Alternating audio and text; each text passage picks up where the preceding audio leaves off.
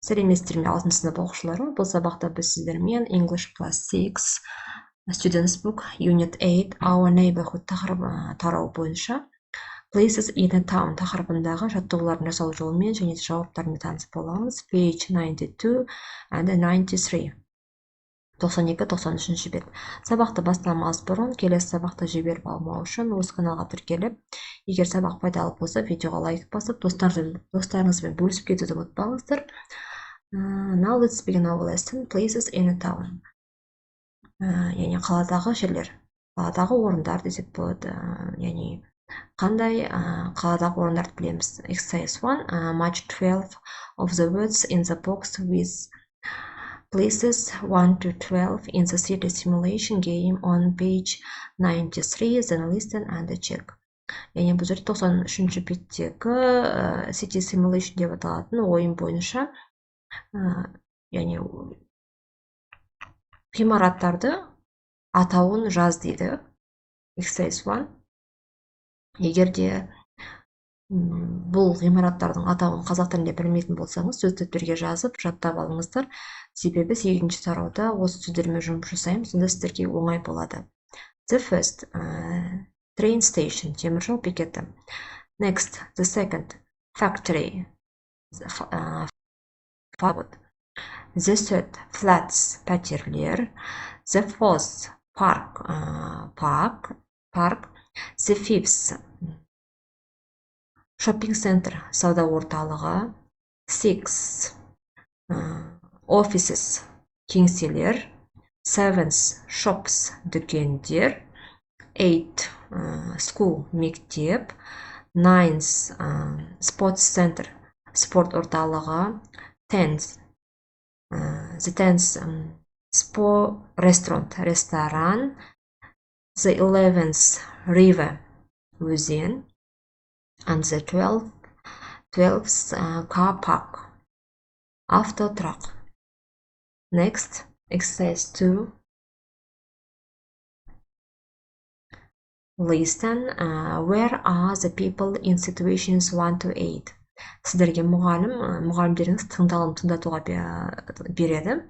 Сол тыңдалым бойынша 1-ден 8-ге дейінгі жағдаяттағы адамдар қайда екенін сіздер табуларыңыз қажет. Яғни бұл жерде бірінші жаттығудағы сөздерді пайдаланып отырып жауап берулеріңіз қажет. Яғни the first person is in the park. The second, library, кітапхана. The third, train station,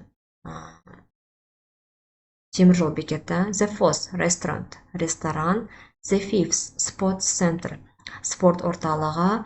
The 8th, factory, фабрика. The 8th, school, мектеп. The 8th, cinema, кинотеатр. Next, exercise 3, work in pairs, жұптық жұмыс. Read information A to D in the city simulation game and choose A or B. Then listen and check. Яғни жауап сіздерде осындай болу керек екен. Мысалы, жағдаятқа байланысты ол орын не үшін қажет? North Newville. There are some factories in this part of the city. We are next to the railway station and near the city center. This is a good place for the bus station. Бұл жер, бұл қаланың бұл бөлігінде бірнеше фабрика бар. Біз теміржол бекетіне және де қаланың орталығына жақын орналасқанбыз дейді. Бұл жер автобус бекетіне жақсы жер екен. Next, B. It's opposite the sports center. Ол спорт орталығына қарама қарсы. It's also near Newville shopping center. Яғни сауда және де сауда орталығына жақын дейді. There aren't any factories here. Мұнда ешқандай фабрика жоқ. There are 10,000 visitors every day. Мұнда күніне 10,000 келушілер келеді. This is a good place for the cinema. Бұл жер, яғни кинотеатрға жақсы жер екен. B. Next, C. This is the city center with its fantastic shops and restaurants. Яғни бұл сауданың орталығы өзінің таңғажайып дүкендері және де ресторандары бар дейді. Яғни мына жерге не орналастыруға болады? The city center is a good place for the library. Яғни бұл жерге, бұл тамаша жер кітапханаға. D. South Newville. D. Мына жер. There are 2 or 3 offices here. Мұнда 2 немесе 3 офис кеңселер бар. But it's a nice area. It's near a park and there is a river. Бұл жерде жақын жерде парк және де өзен бар. There is a good place for the hospital. Бұл жер ауруханаға өте жақсы жер дейді. Осымен біз 3-ші жаттығуды аяқтадық. Next exercise 4. Яғни бұл жерде грамматикалық тақырып there is зара және де артикльдері an, some and any сөздеріне байланысты берілген екен. The first, look at the city simulation game. Яғни жаңа city simulation деген ойынға қара дейді. Write true or false for sentences A to 4. 1 to 4. Then complete rules A to C with a, an, or some and any. Сол жаңағы ойынға қарап отырып, төмендегі берілген сөйлемдер true немесе false екенін жазып, одан кейін төмендегі осы берілген сөйлемдерге қарап отырып, ережені толықтыруымыз қажет. Яғни бұл жерде there is зара құрылымын қай уақытта қолданамыз біз? There is құрылымын бір затты айту үшін қолданамыз, зара құрылымын екі не одан да көп затты айту үшін қолданамыз. Ары қарай exercise 4.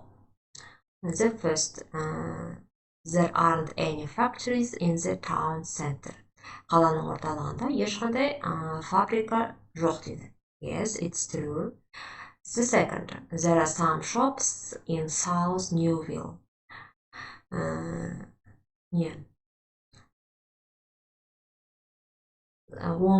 Қаланың оңтүстігінде бірнеше дүкендер бар. False.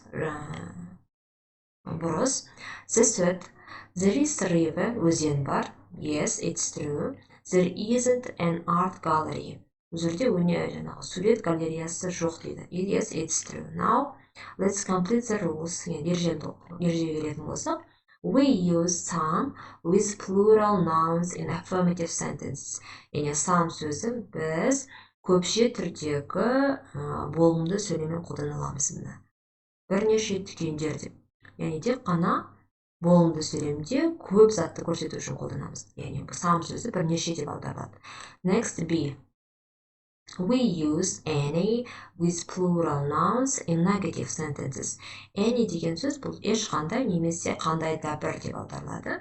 Біз any сөзін, яғни бұл жерде ешқандай деп тек қана болымсыз сөйлемде көпше түрдегі затты айту үшін қолданамыз. Next, we use a or an with singular nouns in affirmative and negative sentences. an артикльдерін біз жекеше түрдегі зат есімдермен болымды және де болымсыз сөйлемде де қолдана аламыз. Now exercise 5. Complete the sentences about Newville using there is or isn't, there are, aren't, and a, and some, and any. Яғни осы сөздерді пайдалана отырып, төмендегі берілген сөйлемдерді толықтыр дейді. For example, there aren't any shops near the school. Мектептің қасында ешқандай дүкендер жоқ. Now, exercise 5. Flats. There are some flats near the park. Яғни дүкеннің қасында бірнеше пәтерлер бар. Next, there aren't any flats next to the factory. Фабриканың жанында ешқандай пәтерлер жоқ. The third, there isn't a school near the factory. Яғни фабриканың қасында мектеп жоқ. The fourth, there is a school near There is a factory near the sports center. Спорт орталығының жанында фабрика бар. The fifth, there aren't any offices in the park. парктың ішінде ешқандай офис жоқ, кеңселер жоқ.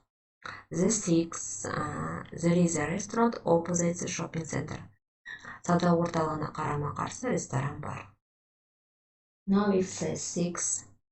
Write 3 true and 3 false sentences about Newville for your partner. Яғни жұбыңызға осы 93-ші беттегі сурет бойынша 3 дұрыс сөйлем және де 3 бұрыс сөйлем жаз дейді. There is құралын қолдана отырып. Және де сіз өзіңіздің жаңағы осы досыңызға өзіңіздің құрастырған 6 сөйлемді оқисыз және де сіздің досыңыз ол сөйлем true or false екенін айту қажет. Осымен біз 92-93 беттегі жаттығулардың жасалу жолымен танысып болдық. Егер сабақ ұнаса, видеоға лайк басып, достарыңызбен бөлісіп кетіңіздер. Келесі сабақта кездескенше, goodbye.